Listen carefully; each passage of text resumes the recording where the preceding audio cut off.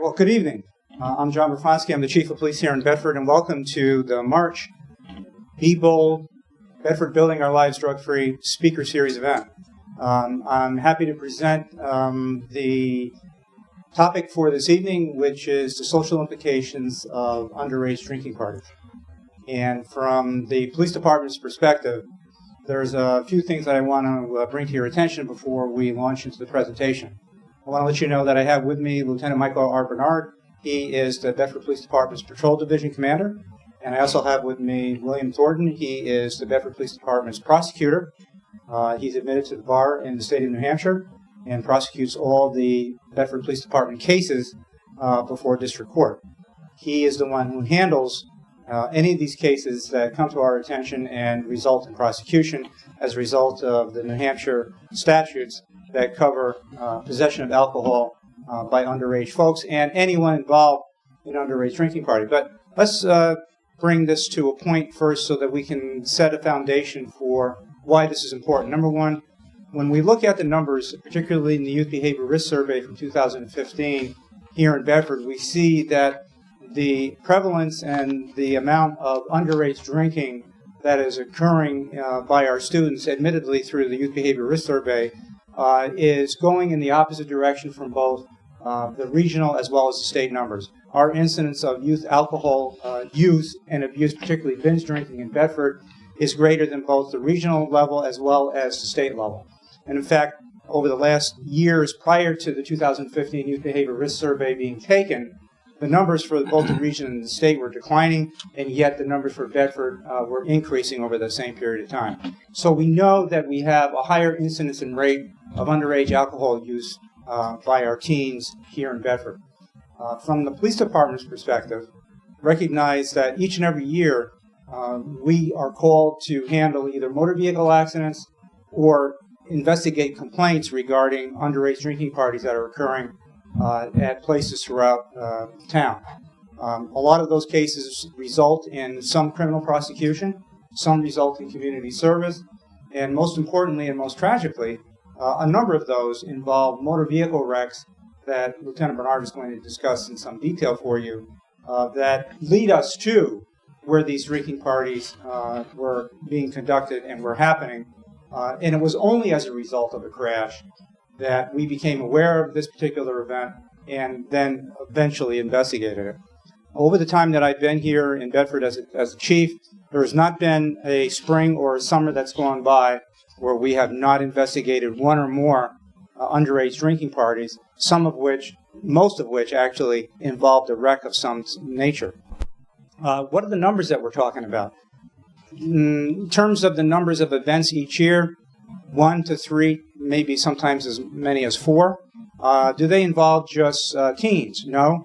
We've had a number of events that have involved students from St. A's before the end of the semester occurs, usually in May. Typically during spring break or right after spring break, we may have one or more of those type of events that occur as well. So those are the numbers of events. In terms of the numbers of young people that are involved, sometimes it's as few as 4 or 5 or 6. Oftentimes we've seen as many as 15 or 20 young people involved in one of these events at a location, to the point where it was just impossible for police officers to be able to, realistically corral all these kids because they're jumping out of windows, literally, running into the woods, and there's really no way for us to capture 10, 15 kids that are racing through the woods in the middle of the night, which is when these things occur. The investigations that we've conducted has resulted in criminal charges against adults that either were aware of, actually promulgated the party, or simply took no action, right, to stop what they knew to be underage drinking that was occurring on the property and premise. Some of these incidents occur when the parents and the homeowners are gone, and some occur when they're there. So we find most disturbingly that some of these events do occur when the property owners are actually on the premises, but perhaps are not paying attention. We also know that in many cases, parents find out that their students or their children, their teens are involved after we call them, and then as a result of our investigation determine that the parents believe that their teens were supposed to be at another location. right? And then they turned up someplace else, obviously where the drinking party was. There had been no contact or follow-up between the parents and the kid about where they were, no follow-up between the parents and where this location was occurring to determine whether or not there was any communication between the parents of the teen who was involved and the property owner, someone that is providing adult supervision at the property during whatever type of event that was characterized sometimes differently by the teen to the parent than actually what occurred. So that's some basic information, but I think the most important thing for everyone to recognize is that Bedford does have a drinking problem with young people. That is based on the Youth Behavior Risk Survey numbers that we've seen from 2015. We should be seeing some additional numbers coming out. But New Hampshire as well, when we start comparing our numbers to the state of New Hampshire, recognize that the state of New Hampshire is near the bottom of the list for all other states. So when we compare ourselves to the state, we must recognize that the state itself is not in a great position with respect to its comparison to other states in the same type of measurement and metrics as far as youth consumption of alcohol, binge drinking particularly. So, without further ado, Lieutenant Michael Bernard, Patrol Division Commander, and Bill Thornton, Police Prosecutor. Good evening. I'd like to thank everybody for coming tonight. This is an important topic that we want to address as a department to get the word out on underage alcohol parties. I'm Lieutenant Michael Bernard, as the Chief said. I've been with the Bedford Police Department for approximately 18 years. I'm a lifelong resident of Bedford, so I've seen a lot of changes in town. I've been in charge of the Patrol Division for approximately 9 years. Bill? Good evening. I'm Attorney Bill Thornton, and I have been with the department for approximately 11 years. This is my 11th year. I've been a resident of Bedford since 1981. Grew up in Manchester. I've been practicing law since 1977, so a couple of years. Very important subject here tonight. Unfortunately, maybe some of the people that should be here aren't. If you took the time to come here, I thank you. But spread the word, how important this is. So we're gonna show some slides that are from our accidents that we have dealt with at the Bedford Police Department. Some of these slides are not going to show anything that's we shouldn't. There's not going to be any bodies. There's not going to be any something that you shouldn't see. But there's going to be some accidents in these slides where you're going to shake your head and go, "How did anybody make it out of here alive?" None of these were fatals. Everybody walked away from these crashes. Some did have some serious injuries, but nobody perished. Nobody died. But there's a couple in here that I believe is the first series of slides I'm going to show. It's pretty bad accident, and these are all underage kids that were drinking and driving. Some had their friends involved. I'm also going to show some video. These are PSA videos from around the country. We're probably going to start off with those first, just to kind of get you in understanding how severe this is and how important it is that you watch your kids and even if your kids have friends over, you have to stay on top and you have to be nosy. Really, you do. I mean, I have a 16-year-old and I have a 13-year-old, both boys. So I really have to be on my toes now. And I got a question. Where are you going? That's the important thing. Where are you going? Who are you going to be with? And I'll check up on them. Make sure they understand that if they get in trouble or if there's somewhere they're not supposed to be, especially when there's alcohol involved and they're underage, that they're okay to call you and you're going to come get them, no questions asked. Because that's one of the things that kids are afraid of, is that if they're at a party and there's alcohol, they're like, I don't want to call mom, I don't want to call dad because I'm going to get in trouble. They have to understand, call me. And that's what I tell my two boys. I don't care. Call me. I'll come get you. We'll deal with what went on later. My main priority is your safety, getting you home. Call me. I don't get into a car with someone who's been drinking. I don't care where you are or how far I have to come get you. Call me.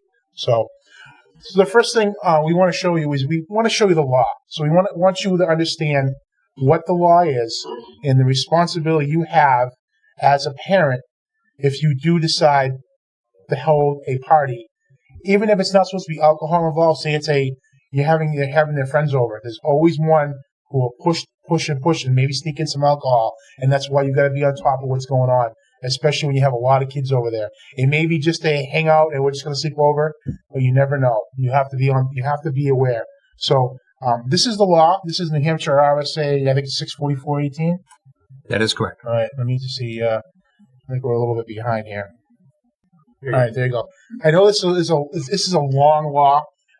You might not be able to see it, but Attorney Thornton's going to go over and give you basically the nuts and bolts of it. The important thing to realize with this statute is that it's for your property, not your neighbors, not your aunt and uncles, your property, including the house, the barn, anything on your property. And if there's a party on your property, you're responsible. This makes it criminal responsibility. And we call it an underage drinking party, but also any controlled drug. So if there's a controlled drug there, and there's at least 5 people there, and they're underage, and only one of them is using a controlled drug or alcohol, you can be charged as a facilitating or a host of an underage drinking party. This brings up the typical question of, but I was upstairs, and I went downstairs, I checked on them, everything was fine. That's what most parents say. That's what most parents would do. And they don't realize it was anything until the next day when they see a beer can or a whiskey bottle out in their lawn. That was the case. I don't know if a lot of you probably watched the Today Show in the morning or something like that. Many years ago, probably 5 or 6 years ago, there was a Stanford professor, Steve Barrett, I believe his name, and he was charged with 44 counts of endangering the welfare of a minor because his 17-year-old son had a party after they just won the football, state championship football, I believe it was, in California. And he and his wife were upstairs. They went downstairs, checked on the kids, make sure everything was under control. And he was always very strict. No alcohol. You're not 21. No alcohol. There was alcohol there. They end up getting charged for 44 counts of endangering. And in California, that would be $2,000 a count, and up to a year in jail on each one. So pretty heavy. And that was a pretty smart man, a professor at Stanford. Can happen to anybody. The most important thing is to be proactive. Calling up. Kids going to parties, that's fine. We all did when we were young. You call up. Are you going to be there? And there was one family that was famous for giving this answer when my kids were growing up. My oldest is 39 now. My youngest of 4 is 31. And the answer was this. The party is in the barn, and we're going to be in the house. Do you go over and check on them? The party is in the barn, we're going to be in the house. No matter what you ask them, that's your response. That's a party my kids never even had to ask after the first time. They don't go to, because everybody knows what's going on. That is what this statute is for. And that doesn't even take into consideration, the statute, the civil liability. We'll talk about that more after Lieutenant continues on. All right, what I'm going to show you, a couple of videos that kind of mix it up a little bit. 2 parents facing charges tonight accused of hosting a dangerous underage drinking party at their home in Glastonbury. Authorities tell us more than 100 teens were at that party. News 8's Bob Wilson is live in Hartford with more on what those parents had to say to police. Bob. Yeah, you know, it's been a long day as police have been trying to figure out this through the whole weekend. And it's one thing for kids, to throw the party while their parents are gone or they're out of town. Another, police say, to throw a party with your parents there and they know exactly what's going on. They knew the party was going on. They knew alcohol was there. They just didn't do anything about it. Police say they arrested 2 Glastonbury parents at their house on Hanover Fields Road after they received several complaints from neighbors before and during the party. The family sent out flyers saying that if there were any cars blocking driveways in the neighborhood, please call them and they will take care of it. It said a teen birthday party. I mean, their, daughter's a teen, so, no surprise. I mean, parents have birthday parties for their kids, so. The surprise was what police found at the party. When we got there, there was plenty of beer, hard liquor, drug paraphernalia on the ground. A young youth was throwing up on the back lawn. Police arrested Sean and Christopher Nixon. We went to their house to try and get their side of the story, but they didn't answer. But parents who live in the area say it's hard to believe the kids were so young. Police say they were between the ages of 15 and 17 years old. I am shocked. I am shocked and appalled and scared for the safety of our children. Just to give you an idea of how many underage kids we're talking about, this bus right here holds about 44 to 50 students. Fully packed, that means there were more than 2 school bus loads of students inside that house. And police say when they went up to the front door to knock and get inside, the parents wouldn't open up and let them in. Were the parents home when this was all going on? They were in the house? Parents were home in the house. So you're knocking on the door trying to get in and they're not letting you in? Yeah, they then came outside and shut the door. And while no one had to go to the hospital, police say there were a lot of angry parents picking up their kids. We had officers there for over 2 hours trying to get all their names and make sure that everybody gets home safely. And we had to have probably about 85 to 90 parents respond out to the scene to take their child home. Now, police say both of the parents were charged with a Class A misdemeanor, which could be almost up to a year behind prison if convicted and sentenced that way. I'm Bob Wilson, reporting live in Hartford, News 8.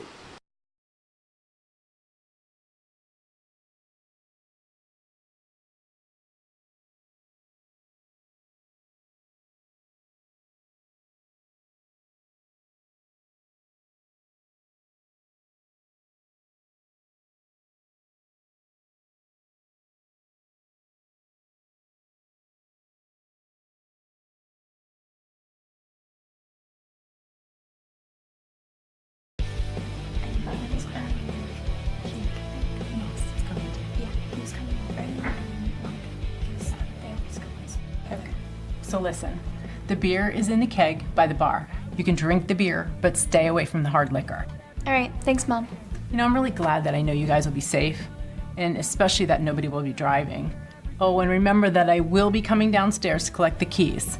Mom, can't you just leave the basket on the counter and they'll put them in and I'll bring it up? Shelby, no, that was not our deal. If I have the keys, then I know nobody's driving. So I'll be down, I promise I won't embarrass you. I'll get the keys and I'll leave. All right? All right, well, you have fun, okay, and be safe, okay, sweetie? All right, thanks, Mom.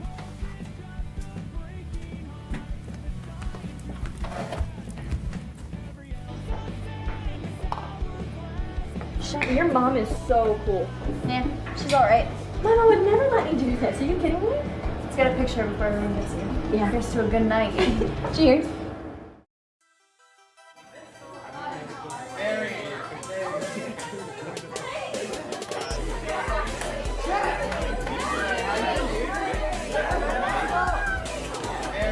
Hey guys, listen up. If you plan on staying at this party, I need your keys. Hand them over. Come on, guys. How about you? I walked. Keys? I came with Jeff. Come on, you know the deal.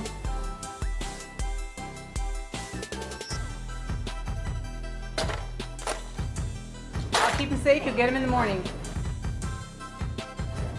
All right. Got them all. All right, have fun. Be safe. Bye.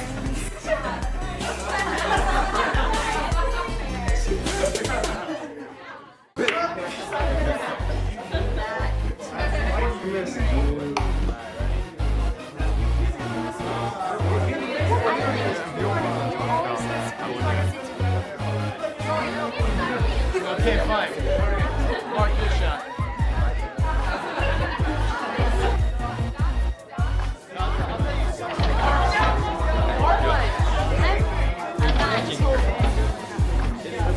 On the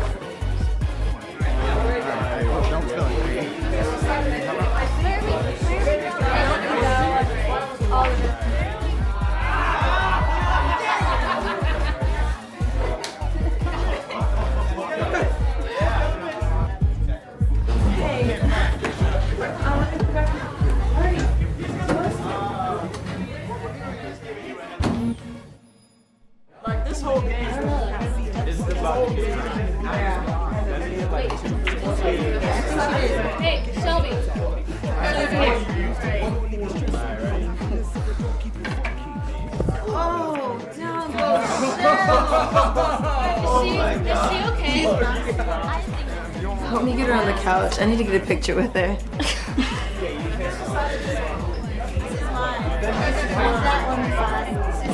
I don't think you. I just need you to make one. Let me get like 2 more beers.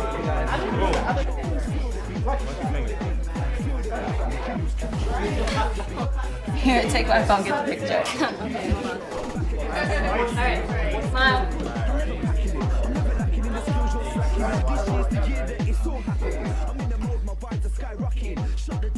Here, Jake texted you. Oh.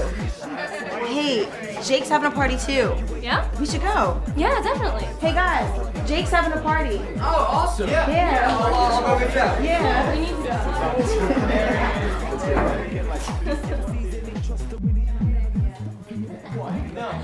Hey, come on, Jeff. We're heading out. Jake's having a party. We're gonna head over there. All right, dude. Hey, hold on. Check this out. Oh, no way, man. Oh, that's awesome. Oh, no way. Come on, let's go. Come on, guys. Let's roll out. I'm driving. Dude, how did you get your keys back, man? I got a spare set, man. All right.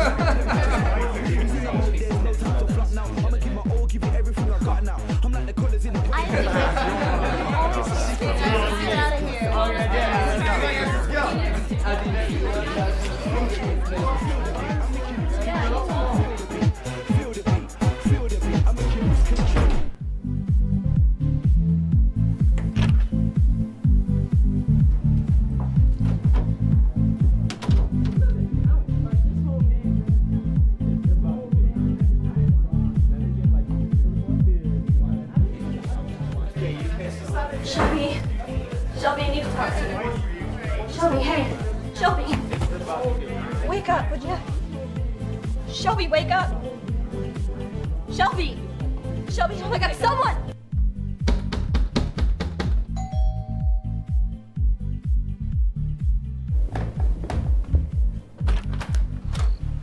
Ma'am, do you know these kids?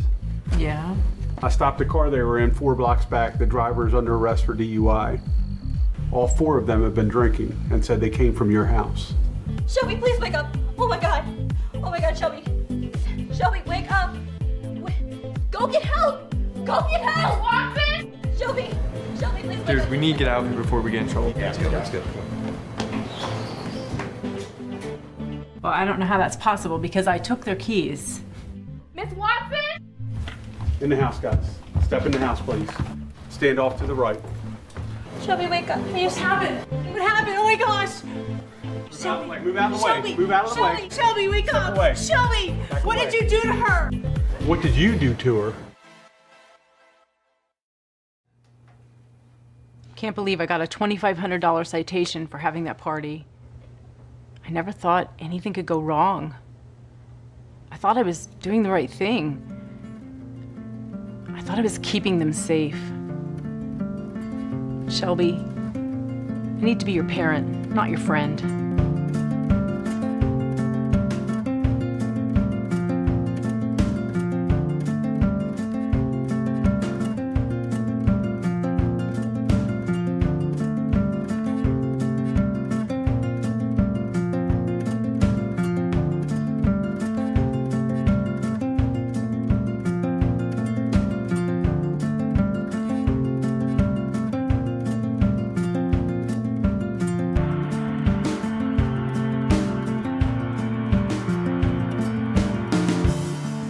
You think you're protecting your kids, but you're really not.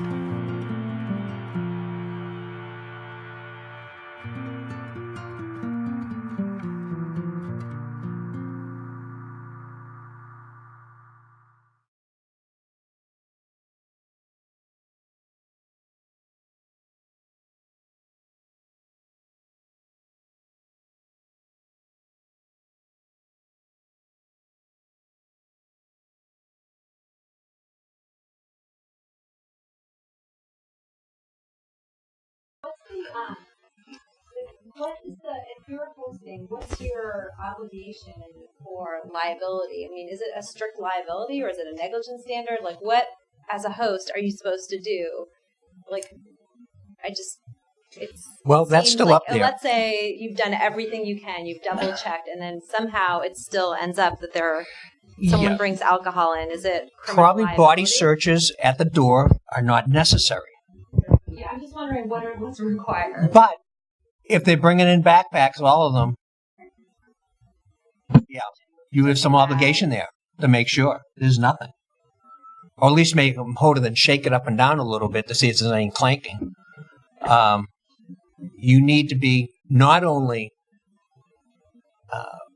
observant, but you need to be proactive.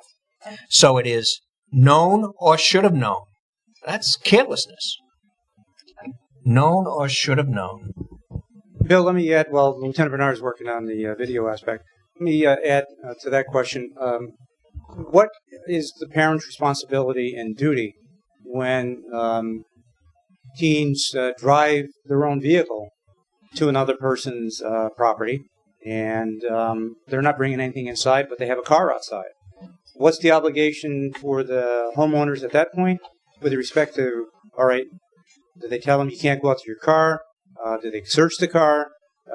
Do you ask to search the car? Do you have a discussion with the parents, with the students ahead of time? Listen, once you're in, nobody's going out. If I hear anybody going out, if it's a stay overnight type of thing, what are the points that legally you would have to look at in a case like that? Well, whenever you're looking at a case like this, whether or not you're going to charge somebody, but also from criminal and civil liability.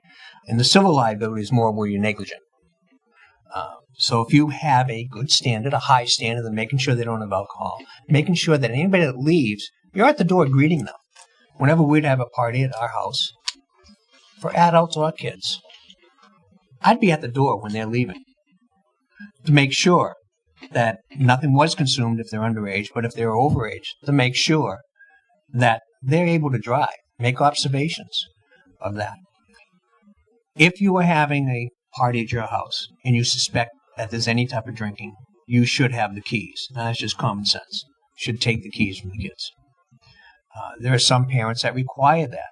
If you come in here for a party and you're going to stay overnight, we don't want kids to leave and come back because, you could leave, get an accident, and that particular student's parents think they're at your house, and you let them go. There could be liability there. So you take their keys. Keep them there. And also, if they leave and come back, you don't know what they're bringing back in unless you want to go through checking them again. So once they come, the best thing is have them stay if it's an overnight party. But when they leave, you need to make sure that they're okay. Even if you don't assume, do not assume that there is no drinking. That could be a mistake, in some cases, a fatal mistake.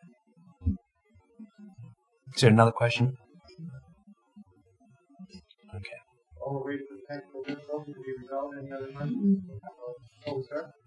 Yeah, sure. Is it? I wonder what the obligation of the homeowner is.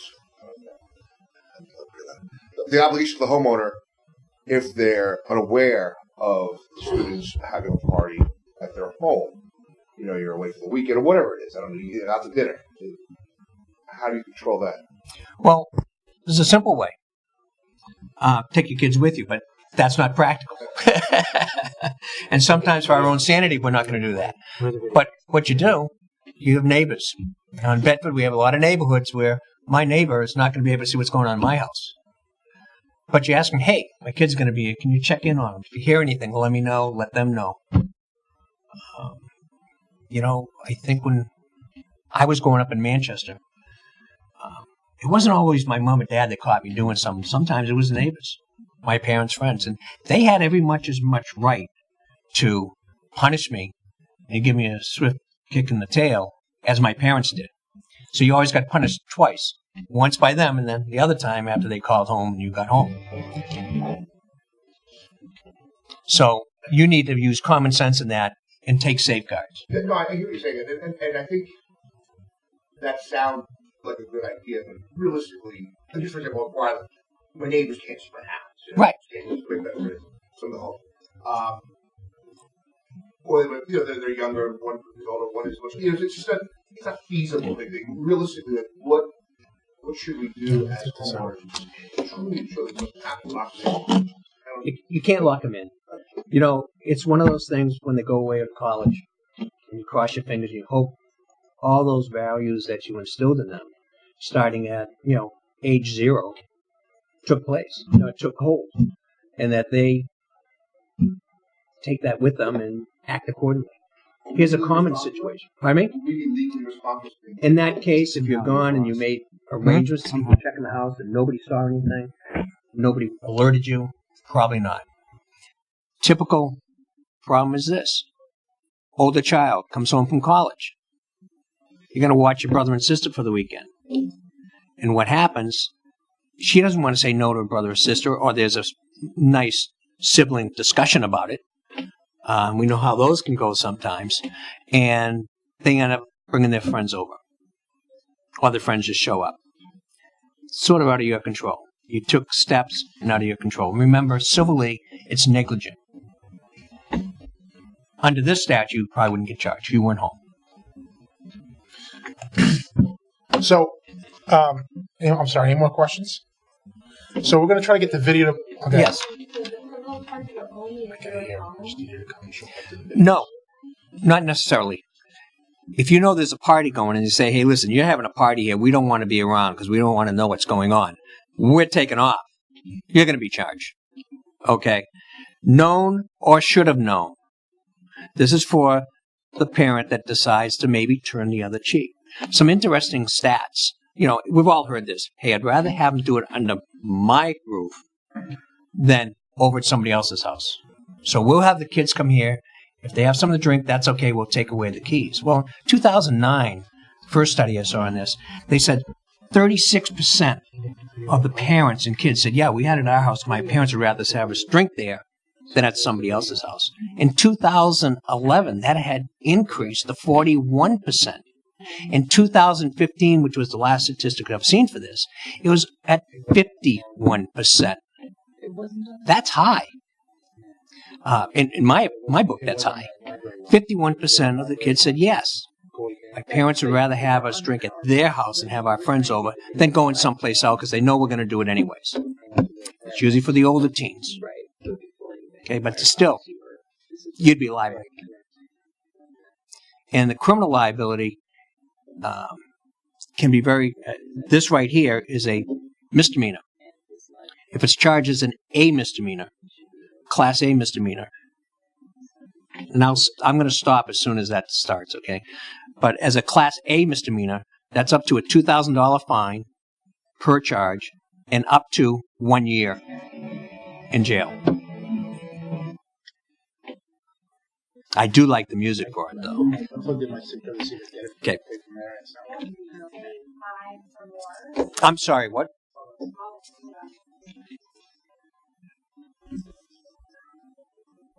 Did I hear you say it was 5 or more people, students or minors?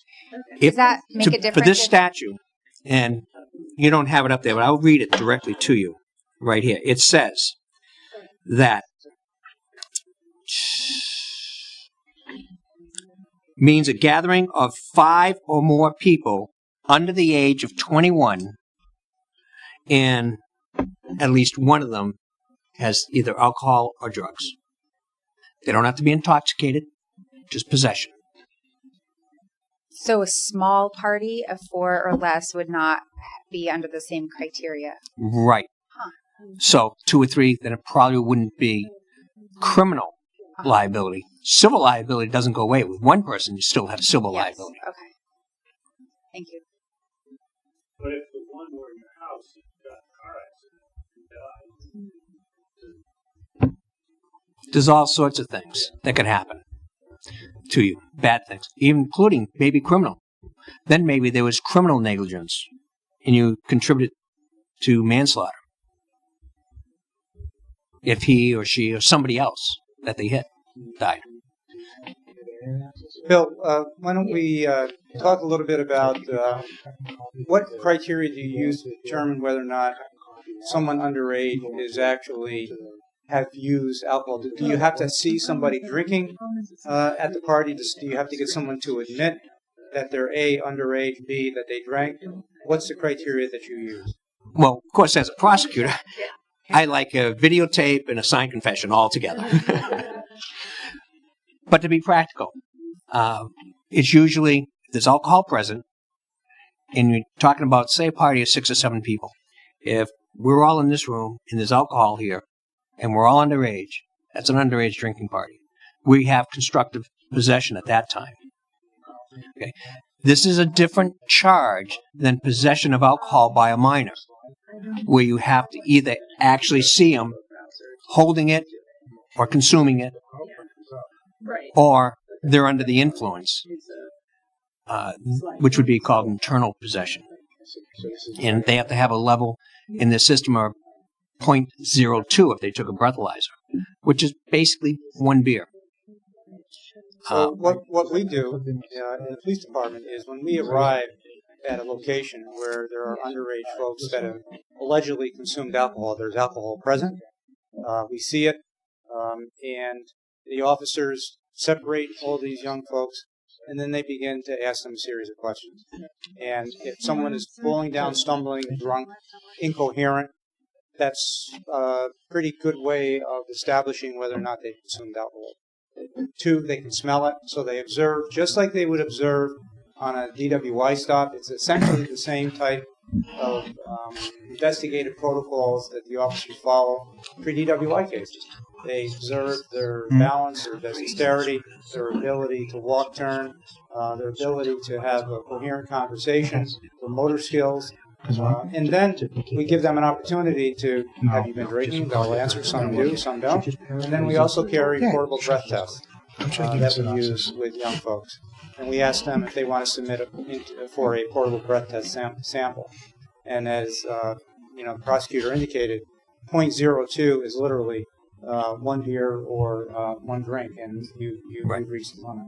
You have that resolved? No, so I apologize. We are not able to get the video. For some reason, it's not talking to the computer and going on the screen. So I can show you some pictures. So what I'm going to show you is some slides from what we've had to deal with in Bedford.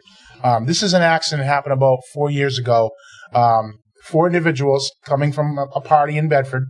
An 18-year-old who was driving the car. He had his 3 friends in it. I think they were all 18. One might have been 17. So they're coming down Liberty Hill Road at a good speed. I can't remember the actual speed, but enough that the officer saw them come in the opposite direction and said, "That's too fast." And this is about 2:30 in the morning. So the officer turns around to stop the vehicle, throws his lights on, everything on to initiate a stop. Obviously, the driver realizes he wants me because there's no one else on the road. He proceeds to take off at a high rate of speed, trying to elude the officer. This is on Liberty Hill Road. And for those of you, obviously, you're all in Bedford, you know there's 2 parts to Liberty Hill Road. You got the long part that goes from Meeting House Road all the way to the Merrimack Town line, and he had that little section that goes from Meeting House Road to 101. He goes on to Meeting House. He goes across Meeting House into the small section of Liberty Hill Road, and he is going fast, really fast, to the point where he goes off the road, flips his car. The car splits in half, right? Throws 2 kids out into the front yard, okay? And him and his buddy are in the front seat. So here's the first slide. All right, so the officer's calling in, "Hey, I got an accident. I need help." So this is looking at Liberty Hill Road if I'm looking toward 101. All right? So as we pull up, this is what we're seeing. Okay? There's the next slide. That is a Dodge Neon. Okay? So now, if you look right there to the right, thank you very much. And you look to the right there, there's grass there. We found 2 individuals on the grass. They didn't get out of the car. They were thrown from the car. Okay? They were thrown about 75 feet. So the officer shows up. Okay?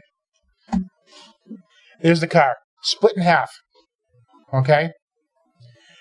The driver gets out of the car with his friend, sees us, and takes off running. Leaves his 3 friends there because he wants to get away. No concern for the safety of his 3 friends. He takes off running. All right? Ends up breaking into a house, all right?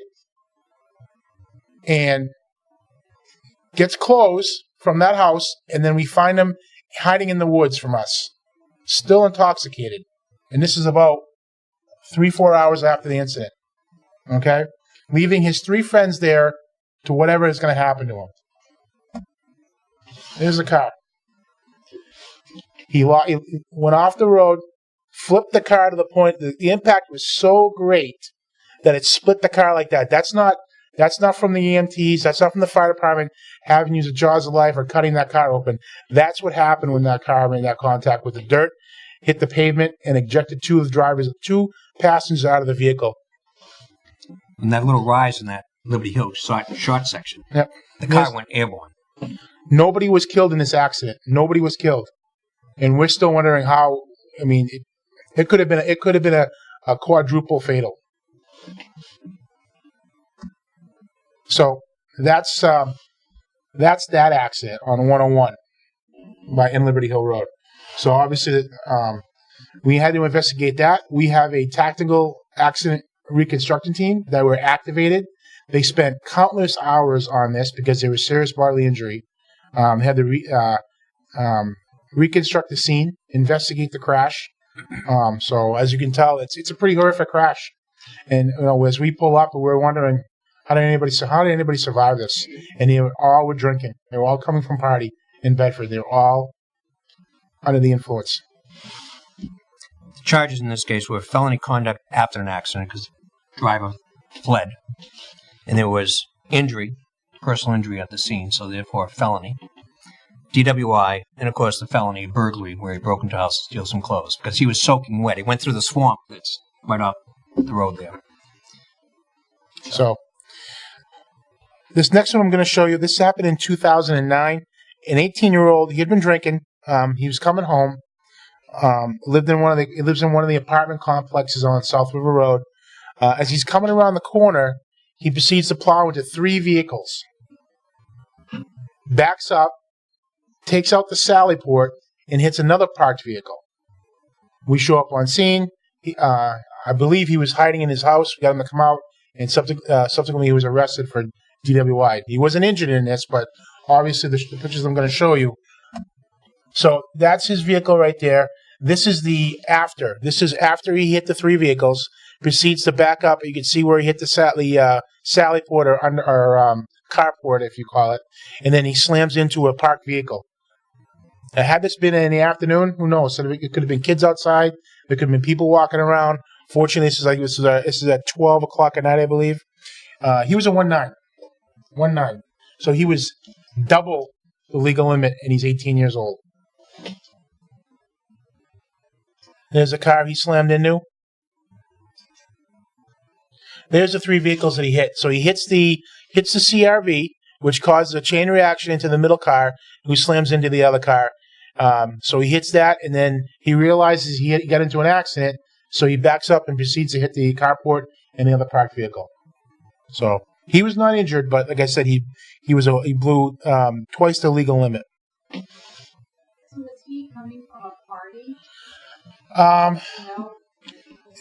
Yeah, I believe 2009. I don't know if we don't know. I don't. Okay. Yeah, I guess Attorney Thornton knows them all, so he says he doesn't know where he was coming from. So we try to find out. Yeah, we do. And we do, but most of the people aren't going to tell you where they got the alcohol, where they were coming from.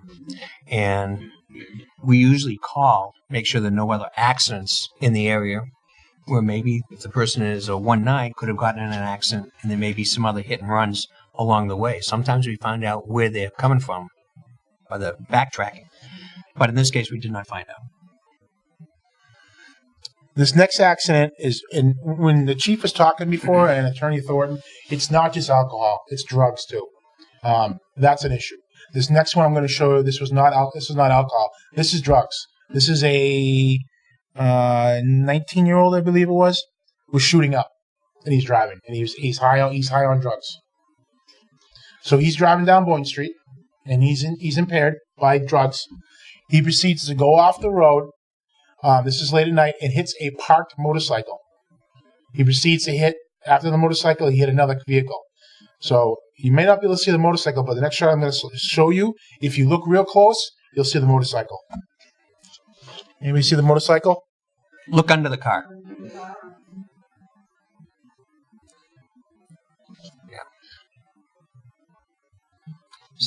think this is the one where he still actually, when we arrived, had the needle. He's still a needle in his arm when we showed up. As we pull up to the window, he goes, "I'm screwed, aren't I?"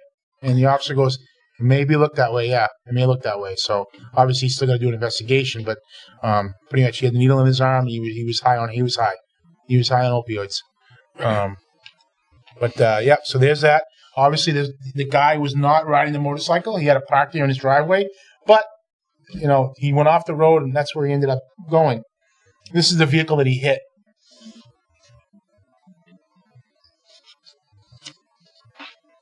So the next slide I'm going to show you, underage drinking. He was coming from a party. He's traveling down Liberty Hill Road.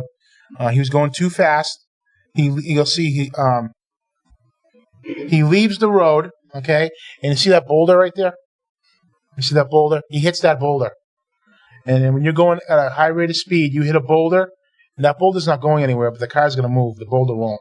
And you're going to see in a minute where that car ended up. So he ends up hitting the boulder, and then he hits a telephone pole.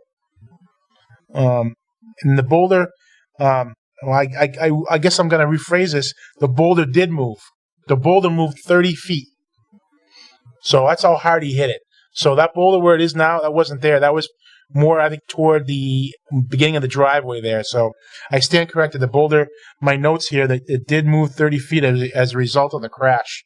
The driver was so intoxicated he thought he had a passenger with him, right? So imagine this. So we show up on the scene, and we got an intoxicated driver, and he's saying there's a passenger with him, and we can't find the passenger. So we're like, where is this passenger? So we're looking high and low, and we've had them happen before. There's an accident, and the passenger got ejected, and we're looking up in the trees because it's happened. The passenger's up in the trees because he gets ejected. We're looking everywhere. We just can't find him. Long and the short, there was no passenger. He was by himself. So he admitted to consuming beer and 7 shots of hard alcohol. There's the car. And he hit that after he hit the boulder, he hit the telephone pole. And as you can tell, the car was, tumbling.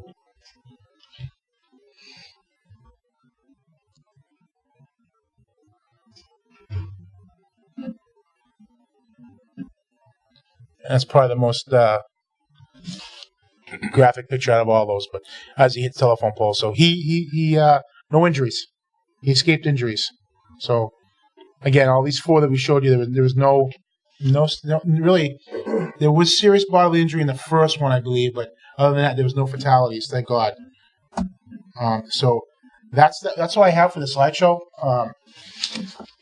We're not immune to it. Bedford is not immune. Like I've said, I've been here for 18 years, and we've always had these. To the point where I've gone to some where there's been 6 or 7.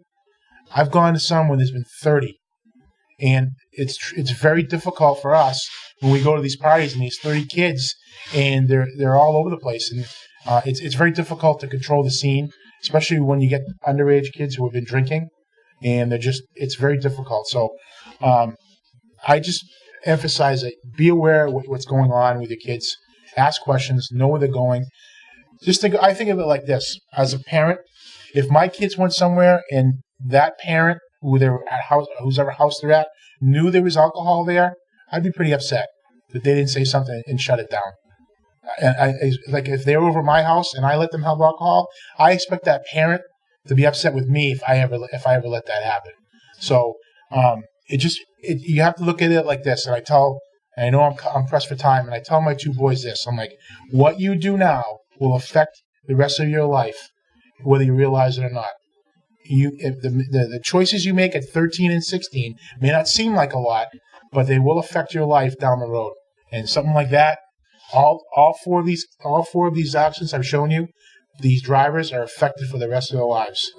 And more important, what you do or what you fail to do will affect your children for the rest of their lives. There's an adage from the Cold War that I'll leave you with a parent that you should remember as a result of this particular presentation. Trust but verify. Trust but verify. If you remember that, you leave here tonight, trust but verify. Your child, the teen's going out, you trust them implicitly. We all do. We all trust our kids. We all know that they're good kids, and they are. But every once in a while, something creeps into their mind. Peer pressure, just this one time, just this one and onlyest time, right? And that may be the one and onlyest time that you trust, but you don't verify. So trust but verify. I want to talk a little bit about, before I open it up to additional questions, I want to talk about the process that we go through as a police department when we respond to an underage drinking party.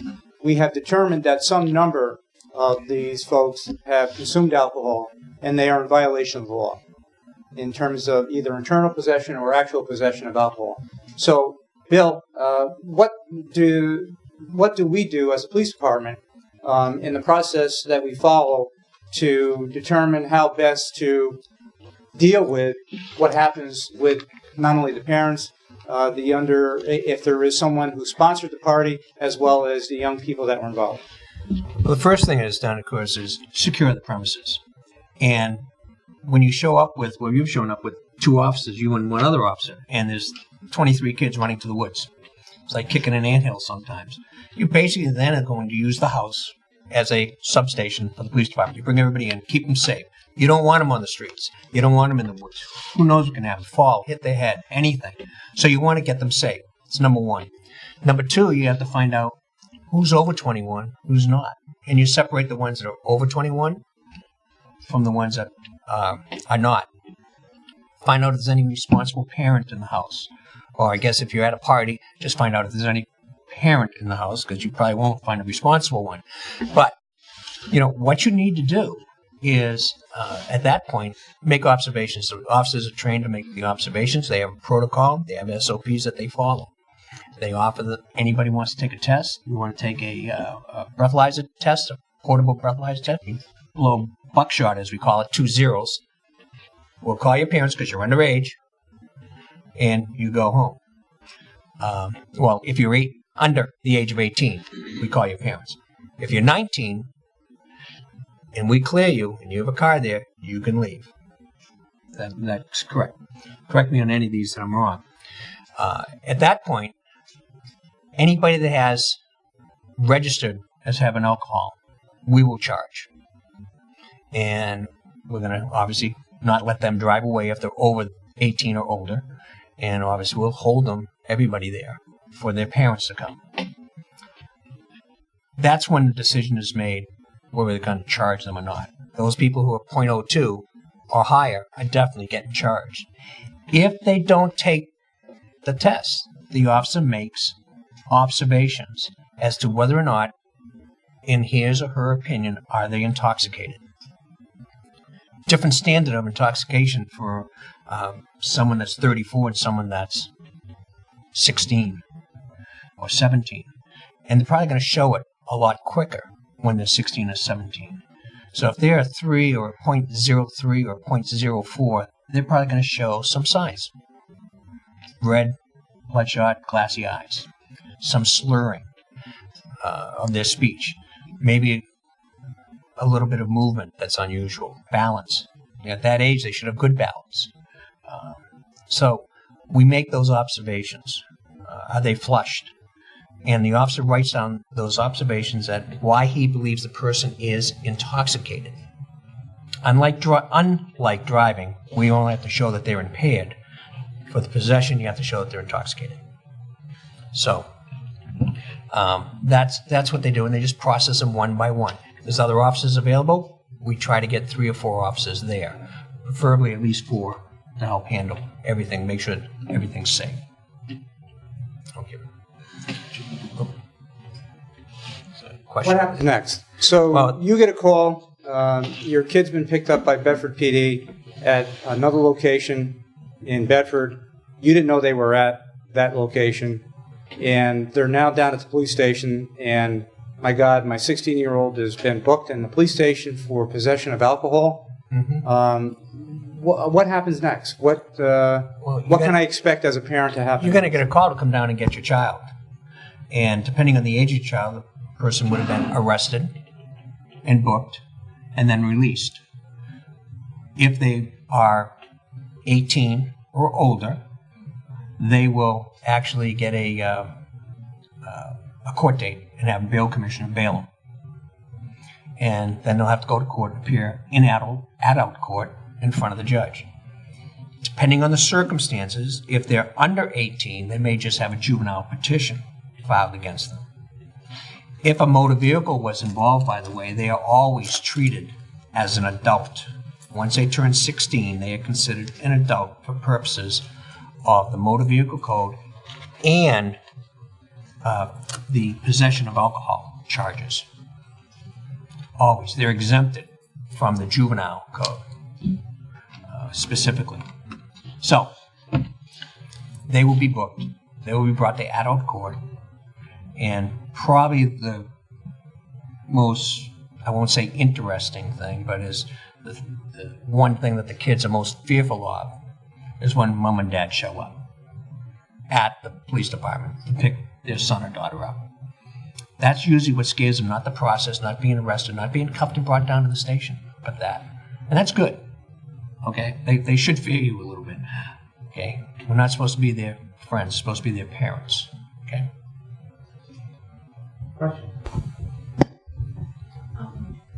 If you have kids at your house and you all of a sudden become aware that maybe somebody has brought something in, what do you legally need to do at that point to protect yourself as a homeowner? It's your house. You take the alcohol away from them, period.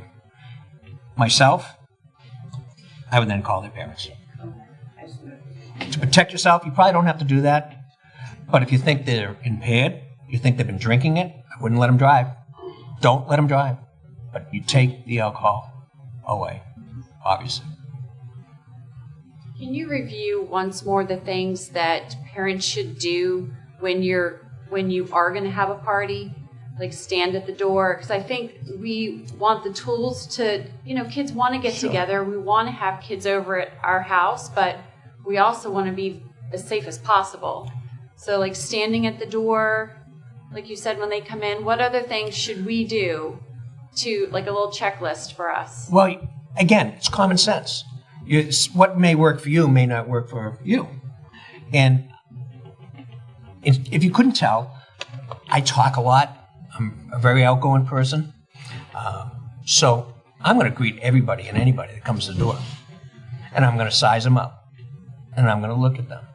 I'm going to look at what they're carrying, what they have. And I'm a little blunt. If a kid has a backpack, I'm going to say, hey, what's in the backpack? Is there any alcohol or drugs in there? Because we don't obviously want that here. And you wouldn't do that, would you? And you want to see how they react. And then I just have to use common sense from that point on. I would start ahead of time. The checklist starts before you have the party. A, if you have a teen and it's going to be your teen's party, you have a sit down with your teen and say, hey, look, here are the ground rules. And you need to tell your friends the ground rules. And part of those ground rules are that I want to hear from each one of the parents. I want them to have contact with me, meaning you, prior to the party. Number two, if you're going to drive, once you're in the house, if you're staying overnight, you're not going back out. You're going to leave the keys in the kitchen. I'm going to have the keys to the car. Nobody's getting into a car and leaving. Does it mean that somebody might have a second set of keys? Possible. But at least you're taking an affirmative step to control any motor vehicle that's there. Number two, once you set the ground rules, as each one of these kids come in, or after they all get in, it's treated like lockdown. You're in lockdown now, folks. Have a party, enjoy, but you're not leaving. You're not going back out to the car.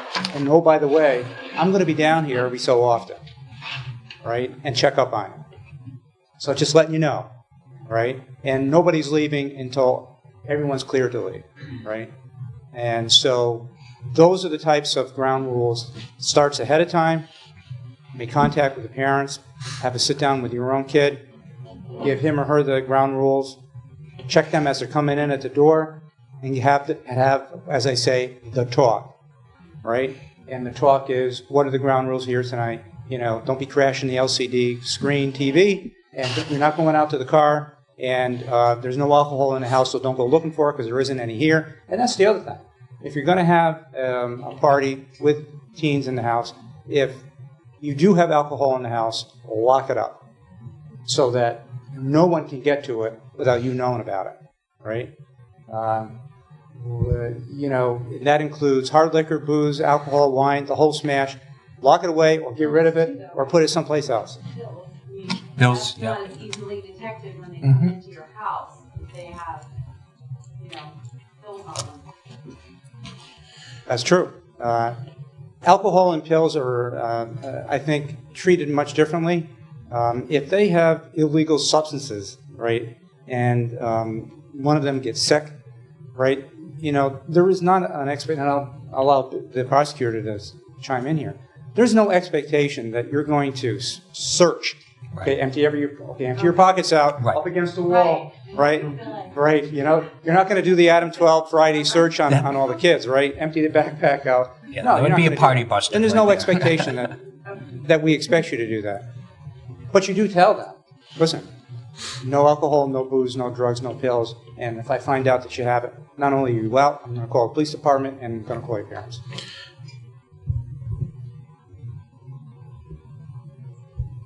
How does duty to protect or warn apply to this situation? If you're a parent, for example, and you're aware of a party going on in someone else's house that those parents are well aware of or are supporting, or if you're aware of a party and those parents aren't at the house or aware of that going on as a adult in New Hampshire, what type of responsibility do we have? What type of responsibility? Well, actually, if you know a crime is being committed, in New Hampshire, we really have no duty to report, okay, for the most part. Now let's go one step further. That's crime. What about liability? If you know something is going on and you fail to report it, are you liable? Most answer would be probably not. It doesn't mean you can't be sued for not taking action.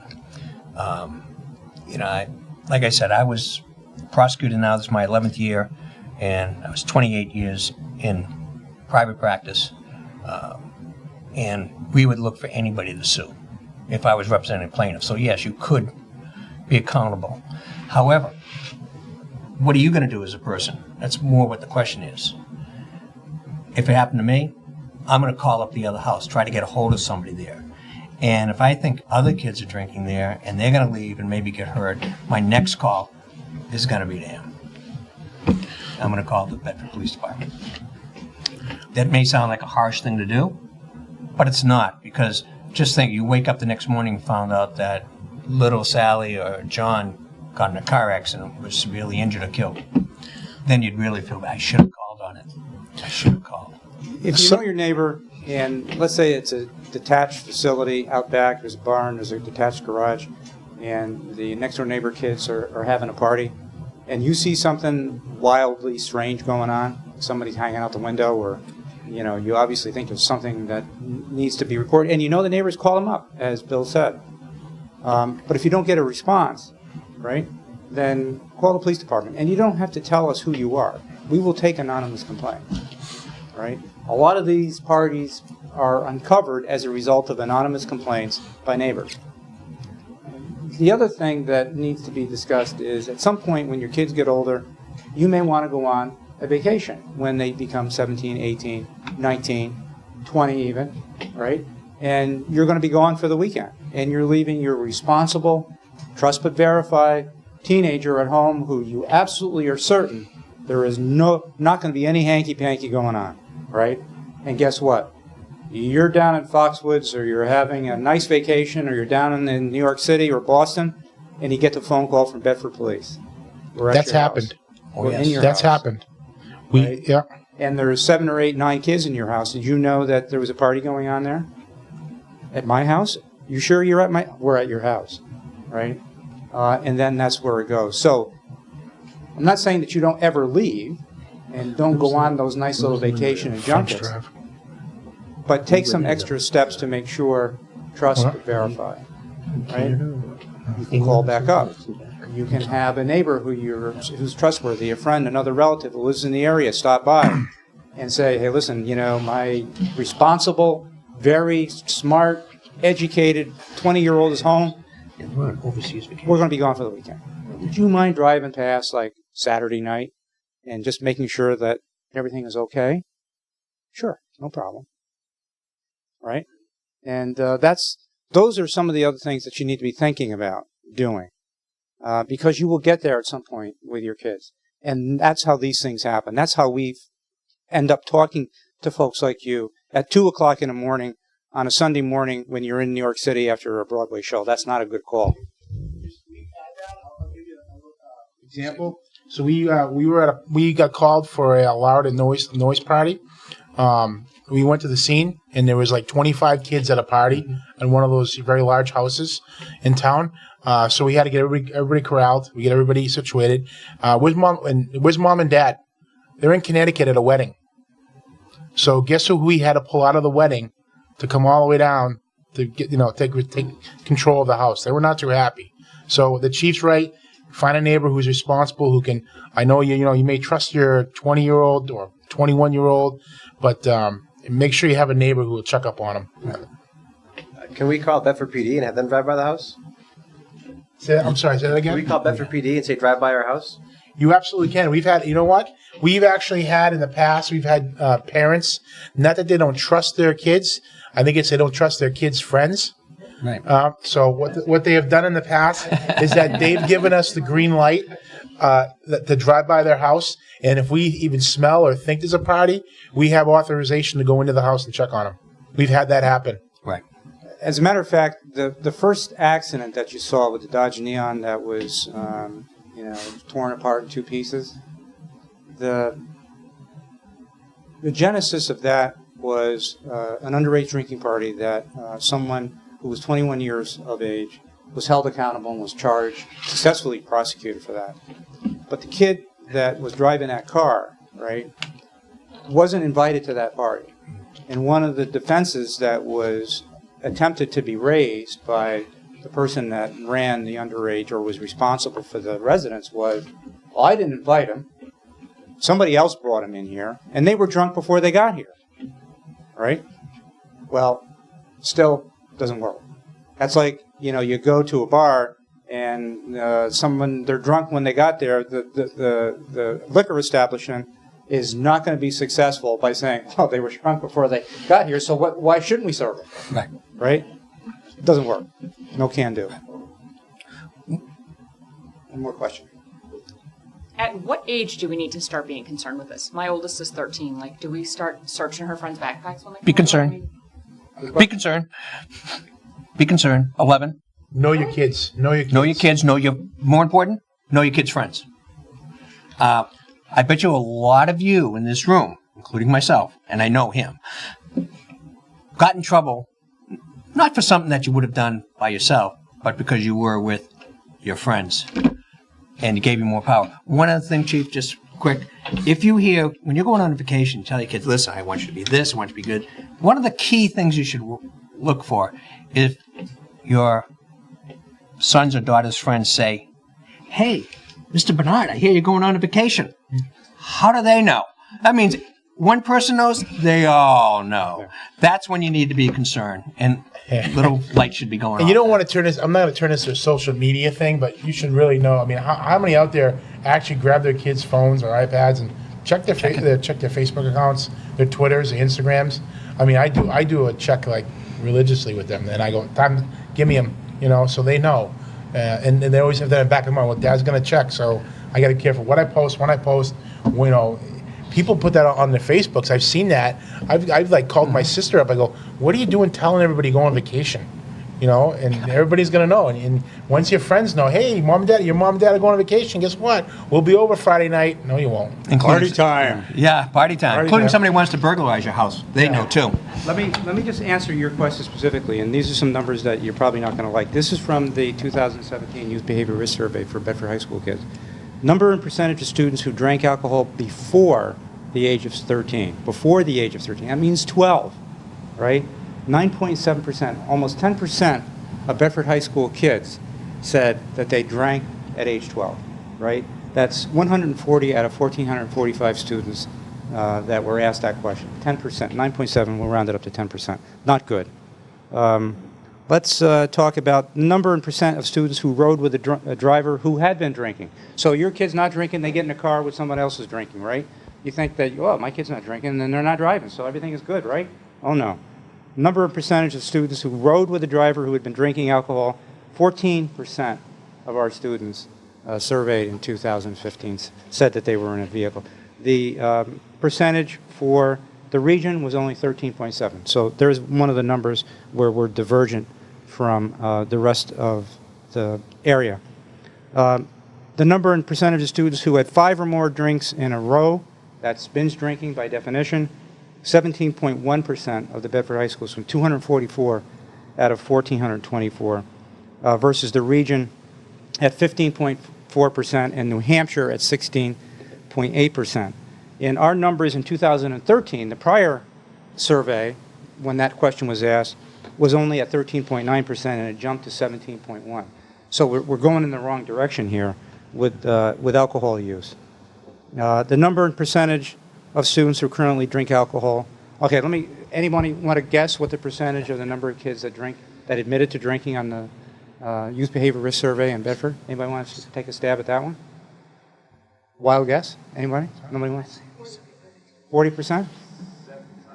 Oh, well, wow. Oh. We're at 31.3%. So 1/3 of all the students in Bedford currently drink alcohol. That's 430 out of 1,377 versus the region at 27.8% and New Hampshire at 29.9%. So again, we're worse than the region and the state.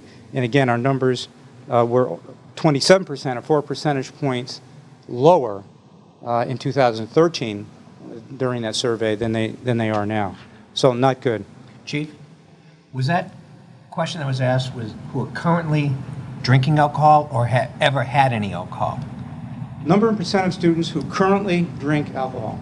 Currently drink. So that's 41% who are continuing drinking, not just tried. Right. That's currently drinking. Right. Right. And that's very important.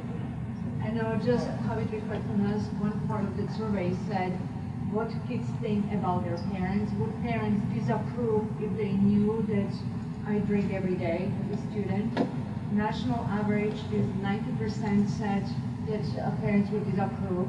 In New Hampshire, we were down to 70%. So 30% of kids think that parents would not have a problem knowing that they drink and that they. And the number and percent of students who don't perceive parental wrongness of alcohol use. In other words, taking a drink is fine if you're a kid. 12.5% of our students said, there's nothing wrong with parents don't think that there's anything wrong with drinking. So again, part of the issue that we have with substance misuse and alcohol, like it or not, it is a precursor in types of behavior that lead to worse and more risky behavior. Our last month speaker series, we had a young man and his dad who talked about his addiction and how addiction influenced their family. And when a question from the audience was, well, how did this all start? How did you start and end up on heroin? Started drinking when he was 13 years old, right? Marijuana by 15, going to his friend's house whose dad had Crohn's disease and were popping Percocet 10s out of the medicine cabinet by 15 and 16. And it was downhill from there. And when you talk to other young people that had gone through the same progression, it's alcohol, marijuana, and then other drugs. And so that's how it starts. We're out of time, folks. Thank you all for coming. I want to talk to you about, just for a moment, what's coming up. April 2nd, Sunday, we're going to have another BeBOLD event with the Presbyterian Church. Breaking the Silence Part 2. It's going to have 3 breakout sessions for teens, young adults, elementary kids, and their parents, as well as another recap of this event, the Presbyterian Church on Church Road here in Bedford from 6 to 8 p.m. on Sunday the 2nd. And again, join us again next month for the next speaker series. It'll be changed because of spring break, but we'll let you know. Pardon me? April 17th. April 17th will be the next speaker series here Monday night. Thanks all for coming. Hope you learned some information to protect you and your family and your loved ones. Thanks. Thank you. In today's world, teens experience many situations where they are faced with tough choices that have impact on their lives. The chances are high your teen will be exposed to alcohol in some way during his or her school years. Alcohol is the drug most commonly used by teens. The rate of use increases significantly from grade 7 to 12. In fact, 55% of teens report using alcohol in the last 12 months. The teen brain is under construction, which makes them more vulnerable to the effects of alcohol. Teen alcohol use increases the risk of brain impairment, risk-taking behaviors, violent and aggressive behavior, and dependency on alcohol later in life. Parents are a key influence in the lives of their teenagers, including their choices about alcohol use.